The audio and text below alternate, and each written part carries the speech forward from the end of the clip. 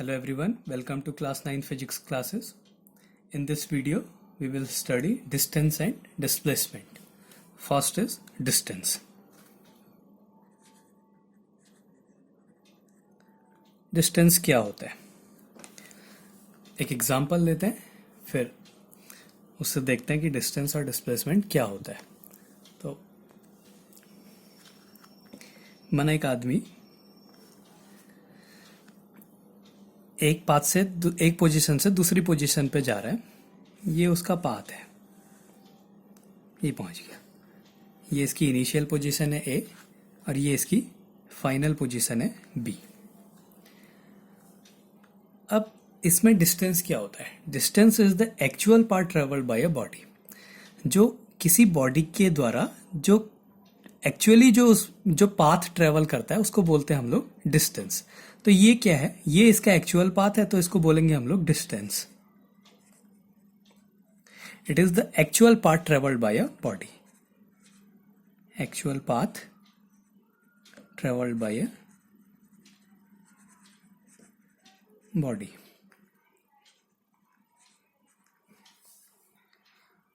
अब डिस्प्लेसमेंट साथ में लेके चलते हैं दोनों को. डिस्प्लेसमेंट क्या होता है?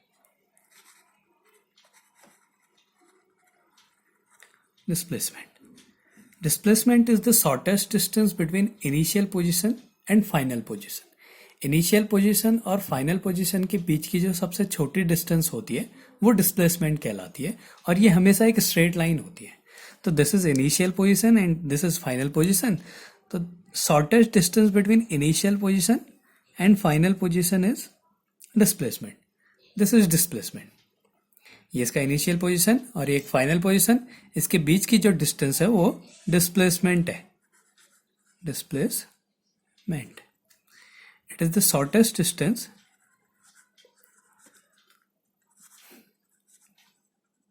Between initial position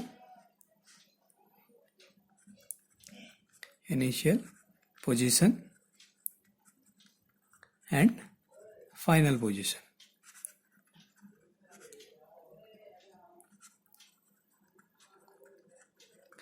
Shortest distance between initial position and final position. Now distance is a scalar quantity and displacement is a vector quantity. ये scalar quantity होती है और ये vector quantity होती है. ये कैसे होती है? तो लास्ट वीडियो में मैंने बताया था कि हम आगे को डिस्टेंस, डिस्प्लेसमेंट, बाकी जितनी भी स्केलर और वेक्टर क्वांटिटीज थी उन सब के बारे में हम पढ़ेंगे. तो ये डिस्टेंस और डिस्प्लेसमेंट, इसमें एक स्केलर क्वांटिटी और एक वेक्टर क्वांटिटी है. तो वेक्टर क्वांटिटी क्या होती है? ऐसी क्वांटिटी जिसके पास डायरेक्शन और मैग्नीट्यूड दोनों होते हैं उसको बोलते हैं हम लोग वेक्टर क्वांटिटी.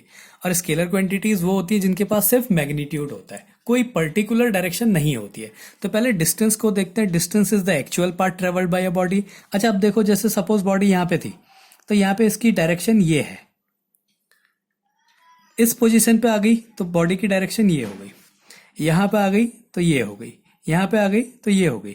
इसके पास मैग्नीट्यूड तो है, इसने पता है कि कितना मीटर या कितना किलोमीटर डिस्टेंस ट्रेवल करना है, लेकिन इसके पास एक पर्टिकुलर डायरेक्शन नहीं है. कभी इधर को जा रहा है, कभी इधर जा रहा है, कभी इधर जा रहा है, कभी इधर जा रहा है. तो ये कैसी क्वांटिटी हो गई? स्केलर क्वांटिटी है. इसके पास सिर्फ मैग्नीट्यूड है, पर्टिकुलर डायरेक्शन नहीं है. तो ये कैसी क्वांटिटी हो गई? स्केलर क्वांटिटी हो गई.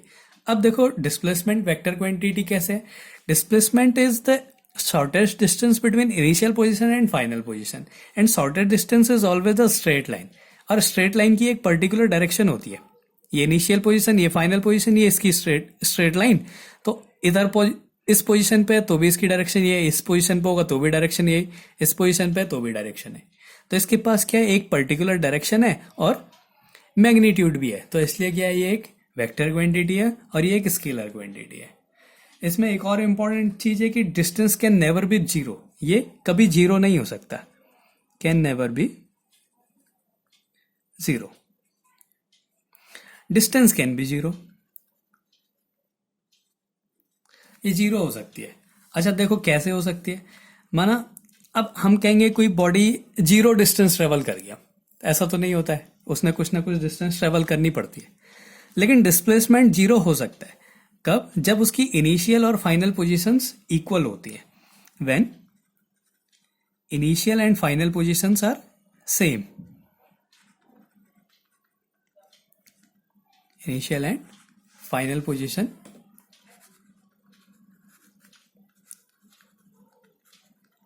are same. तो जब इनिशियल और फाइनल पोजीशन एक ही है, माना एक ऑब्जेक्ट यहां से स्टार्ट करता है यहां से स्टार्ट करता है और वापस घूम के यहीं पहुंच जाता है, तो इसका अब डिस्प्लेसमेंट क्या होता है? इनिशियल पोजीशन और फाइनल पोजीशन के बीच की डिस्टेंस होती है। तो इनिशियल पोजीशन भी यही है और फाइनल पोजीशन भी यही है, इसलिए इसके बीच का डिस्टेंस क्या हो गया? जीरो हो गया। तो distance can be zero, displacement can be zero, लेकिन डिस्टेंस कभी जीरो नहीं होता है। तो यहां से यहां कुछ ना कुछ डिस्टेंस उसने ट्रेवल करा होगा, कुछ ना कुछ उसका मैग्नीट्यूड होगा, इसलिए distance can never be zero but displacement can be zero. Distance can be equal to, एक और पॉइंट है, distance can be equal to displacement when both are moving in a straight line. अगर कोई body एक straight line में move कर रही है, ये इसका इनिशियल पोजीशन, ये इसका फाइनल पोजीशन, तो actual part travelled by a body भी यही है और shortest distance between initial position and final position भी यही है। इसका मतलब अगर कोई बॉडी स्ट्रेट लाइन में मूव करती है तो उसका डिस्टेंस और डिस्प्लेसमेंट इक्वल हो सकता है। Distance can be equal to displacement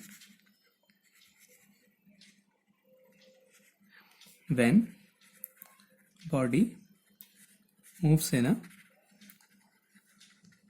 straight line.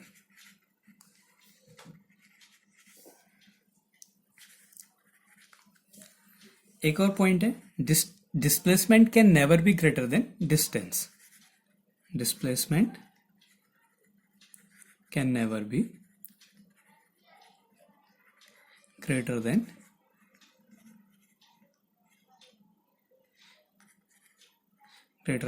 Distance. Displacement कभी भी डिस्टेंस से बड़ा नहीं हो सकता।